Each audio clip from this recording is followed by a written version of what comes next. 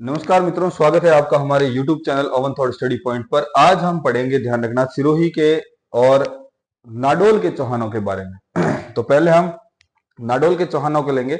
नाडोल के चौहान वंश की स्थापना करने वाला कौन है? ध्यान रखना, राव लाखा चौहान। इनके बारे में कहा गया जाता है, देखिए इनके बारे में नीचे यहाँ लाइन एक लिखी हुई है, भावा निमा भगवती, भावा भगवत भाण, या देवी आशापुरे सेवा करे चौहान।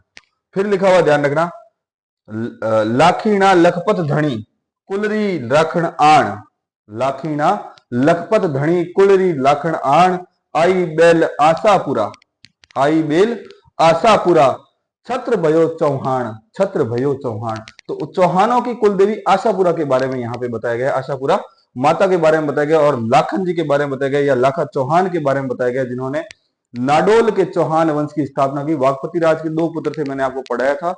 उन दो पुत्रों में छोटा पुत्र था लाखा, जिसको कम छोटा जगह मिली थी, तो ये अपने वहां से नाराज होकर चला जाता है और नाडोल आकर 960 के आसपास नाडोल आकर नाडोल के अंदर चौहान वंश की स्थापना करता है और वहां से चौहान वंश चालू होता है। तो लेते हैं सबसे पहले अपन नाडोल के चौहान वंश को। तो उससे पहले नाडोल के बारे में कुछ जानकारी ले लेते हैं, नाडोल क्या है, कैसा है, और नाडोल के बारे में क्या मिलता है। तो देखो, वर्तमान समय में जो नाडोल है, राजस्थान पाली जिले की देसूरी तहसील में एक शहर है, ठीक है ना। इसका प्राचीन नाम, ध्यान रखना, नदवाला या नडवल, जो कि पाणिनि ने उल्लेख किया हुआ है इसका, ध्यान रखना, पाणिनि के ग्रंथ के अंदर इनका उल्लेख मिलता है। प्राचीन शिलालेखों में इसका उल्लेख नादुला या नाडुला या नाडुल के रूप में किया जाता है। यह देसूरी से उत्तर पश्चिम दिशा में 15 किलोमीटर दूरी पर स्थित है। इस शहर का उल्लेख, ध्यान रखना, बुर्दक वंश के इतिहास में भी मिलता है। यानी बहुत ही प्राचीन शहर माना जाता है। कौन सा शहर? नाडोल शहर। और ये शहर बाद में, ध्यान रखना, परमारों के पास भी रहा है, राठौड़ों के पास भी रहा है, और अंत में ये, ध्यान रखना, किसके पास रहा है?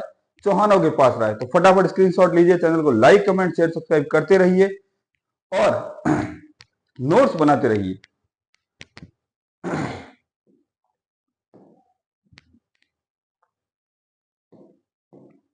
एक अपने इतिहासकार हुए हैं जिन्होंने राजस्थान के इतिहास को राजस्थान तक ही सीमित नहीं रखा, बाहर की दुनिया में भी लेके गए, बाहर के राज्यों तक लेके गए।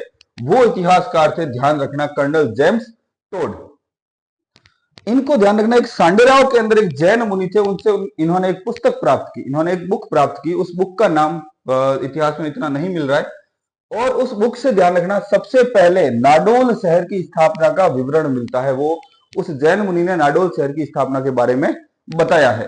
तो ध्यान रखना, पुस्तक में उल्लेख है कि गुजरात में वल्लभी शहर की लूट के बाद, गुजरात का एक शहर था वल्लभी, वहां पे लूटपाट हो गई। उसके बाद में 30,000 जैन परिवारों ने वल्लभी को छोड़ दिया और अपने पुजारियों के नेतृत्व में मारवाड़ में अपने लिए एक नया आश्रय स्थल बनाया, जहां उन्होंने 524 ईस्वी में सांडेराव, बाली और नाडोल के शहर बसाए। ये कौन कहता है? ध्यान रखना, कर्नल जेम्स टोड कहता है कि उनको एक जैन मुनि से बुक मिली और उस बुक में इस शहर का विवरण मिलता है। यह शहर ऐतिहासिक स्थान है जिसका इतिहास, ध्यान रखना, महान हिंदू राजा पृथ्वीराज चौहान के साथ मिलता है। किसके साथ मिलता है?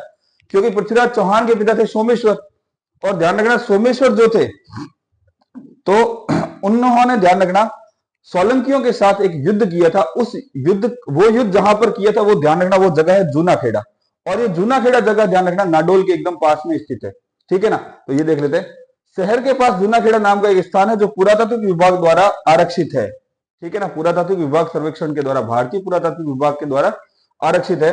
पृथ्वीराज चौहान के पिता की मृत्यु के बाद, मृत्यु जो सोलंकियों से लड़ते हुए हुई थी, वो यही इसी स्थान पर होती है, ठीक है ना। फटाफट स्क्रीनशॉट लीजिए, चलते हैं आगे की तरफ।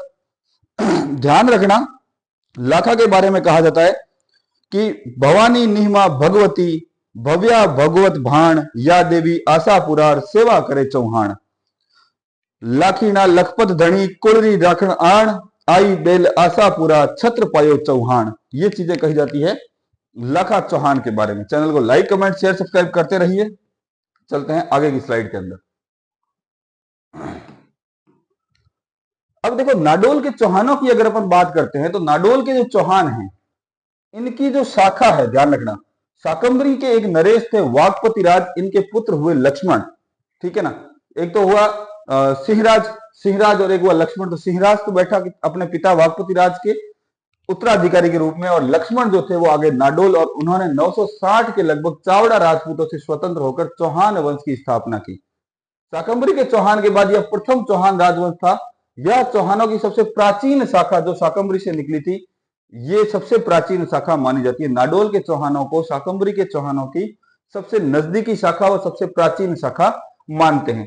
लक्ष्मण ने नाडोल के अंदर एक दुर्ग बनवाया। 983 के आसपास लक्ष्मण की मृत्यु हो जाती है। कहते हैं लक्ष्मण ने यहाँ पर एक बावड़ी का निर्माण भी करवाया था, जिसे लाखा बावड़ी के नाम से जाना जाता है। लक्ष्मण के उत्तराधिकारी हुए, ध्यान रखना, तो शोभित, बलराज, महेंद्र, अहिल, बाला प्रसाद, पृथ्वी प्रसाद, पृथ्वीपाल, ये सारे इसके क्या हुए, उत्तराधिकारी हुए, इसके बाद के शासक हुए। लक्ष्मण का एक पुत्र था शोभित, उसने, ध्यान रखना, भीनमाल के मान परमार को हराकर भीनमाल पर अपना अधिकार स्थापित कर लेता है। और एक ध्यान रखना, ये जो महेंद्र है, इस महेंद्र का एक पुत्र होता है अल्हण, जिसने गुजरात के शासक भीमदेव प्रथम को पराजित किया। और ध्यान रखना, अल्हण का एक और पुत्र होता है जिसका नाम होता है कीर्तिपाल, ठीक है, या कीतू जिसको कहते हैं। वो 12वीं शताब्दी में जालोर की तरफ चला जाता है और जालोर के अंदर एक चौहान शाखा की स्थापना करता है, जिसे हम सोनगरा चौहानों के नाम से जानते हैं और जिनके बारे में हम पढ़ चुके हैं, जालोर के चौहान वंश के बारे में। फटाफट स्क्रीनशॉट लीजिए, चलते हैं आगे की स्लाइड में।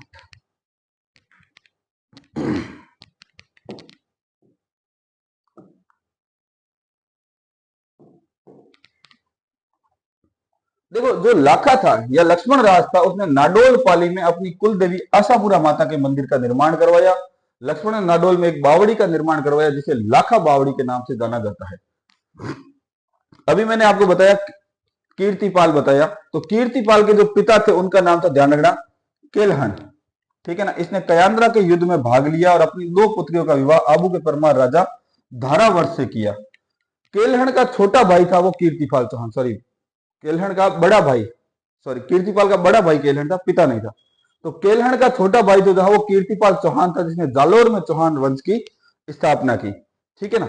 आगे यहां पे ध्यान रखना, इसके बाद में एक जयसिंह करके शासक आते हैं, वो अंतिम नाडोल के शासक माने जाते हैं। बाद में ये जालोर के शासकों के साथ में जुड़ जाते हैं और 1205 के बाद में इनकी जो लगभग इतिहास जो है जालोर शासकों के साथ में जुड़ा हुआ मिलता है। फटाफट स्क्रीनशॉट लीजिए, चलते हैं आगे की स्लाइड में।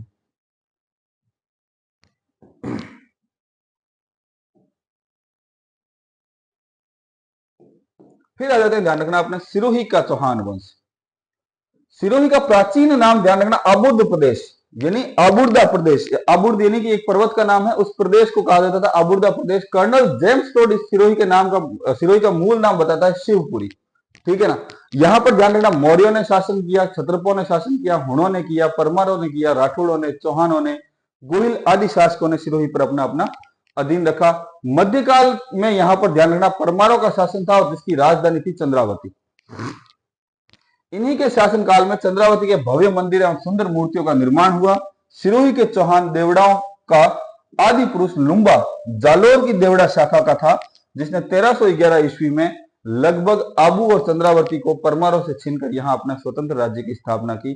तो अगर पूछ लिया जाए कि सिरोही के चौहान वंश का मूल पुरुष किसे माना जाता है, तो ध्यान रखना, लुम्बा को माना जाता है मूल पुरुष। 1320 ईस्वी में अचलेश्वर, लुम्बा नहीं, ध्यान रखना, यहां लुम्बा ही करवा रहा है, लुम्बा ने 1320 में, ध्यान रखना, अचलेश्वर मंदिर का जीर्णोद्धार करवाया।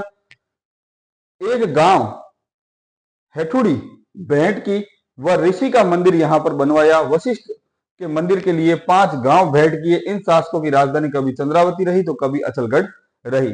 अभी तक सिरोही शब्द जो मूल रूप से वो नहीं आया है, ध्यान रखना। सिरोही में चौहान वंश की देवड़ा शाखा का शासन था। अपन जब राठौड़ों का इतिहास पढ़ते हैं तो वहां पे एक लाइन अपने को देखने को मिलती है कि अलहड़ बंका देवड़ा न करतब बंका गौड़, हड़ा बंका गाड में तो रण बंका राठौड़। तो यहाँ देवड़ा शब्द, तो यहाँ पे ध्यान रखना, वो देवड़ा वही है, कौन है, सिरोही के चौहान। फटाफट स्क्रीनशॉट लीजिए, चलते हैं आगे की स्लाइड में। ये हम पूरा डिटेल से पढ़ेंगे, पर आज नाडोल के चौहान पढ़ाना था मुख्य रूप से, पर नाडोल के चौहान बहुत ही लिमिटेड टॉपिक है, तो उसके साथ मैंने इस टॉपिक को आपके ऐड कर दिया है। इसको अपन स्टार्ट से एंड तक वापस से देखेंगे एक बार। देखो, सिरोही के अंदर कुछ शासक हुए, ध्यान रखना, इंपॉर्टेंट शासकों के बारे में बता रहा हूं। एक तो लुम्बा देवड़ा जिसने सिरोही की स्थापना की है, दूसरा हुआ है शिवभाण, तीसरा हुआ है सहसमल देवड़ा, चौथा हुआ है सुल्तान देवड़ा और बाद में हुआ है बेरीसाल देवड़ा। सुल्तान के बारे में ध्यान रखना, दत्तानी का युद्ध अकबर को पराजित करता है। दत्तानी का युद्ध, इसके बारे में ध्यान रखना। अपन प्रताप वगैरह सबको याद करते हैं, नो डाउट महाराणा प्रताप एक महान शासक थे, हम याद करते हैं कि उन्होंने अपनी भूमि के लिए मुगलों के साथ में घोर संघर्ष किया है। परंतु ध्यान रखना, जब प्रताप का शासन था तो इस समय यहाँ पर सिरोही के आसपास शासक था सुल्तान का। किसका था? सुल्तान देवड़ा का। ये वही सुल्तान देवड़ा जिसने दत्तानी का युद्ध किया है किसके साथ में? अकबर के साथ में, और अकबर की सेना को पराजित किया है। ठीक है ना, ये सुल्तान देवड़ा था। अब सबसे पहले लेते हैं लुम्बा को। 1311 में आबू और चंद्रावती को परमारों से छीनकर अपना स्वतंत्र राज्य स्थापित करता है। 1311 में चौहानों की देवड़ा शाखा की स्थापना करता है और सिरोही के चौहानों का आदि पुरुष कहा जाता है। किसको? लुम्बा को। अपने को लुम्बा के बारे में इतना ही याद रखना है कि लुम्बा को चौहानों का आदि पुरुष या मूल पुरुष कहा जाता है। इसके बाद आता है अखेराज देवड़ा प्रथम। उपनाम इसका ध्यान रखना, उड़ना अखेराज। तेज गति से आक्रमण करने के कारण इसको उड़ना अखेराज कहते थे।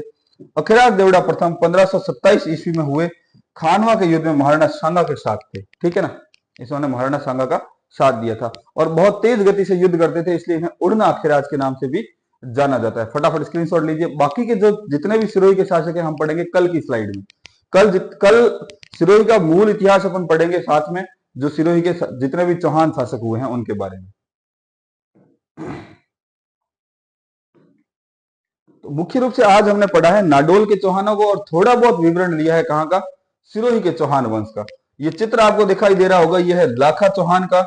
इनके नीचे एक लाइन लिखी हुई है, मैं 2 बार बोल चुका हूं, एक बार और बोल रहा हूं कि भावानी मां भगवती भाव्या भगवत भाण देवी आशापुरा, या देवी आशापुरा सेवा करे चौहान। नीचे लिखा हुआ है लाखीना लखपत धनी। लाखीना लखपत धनी किसके लिए आया हुआ है? लाखा चौहान के लिए। कुलरी राखड़ आण, कुलरी राखड़ आण आई बेल आशापुरा छत्र दियो चौहान।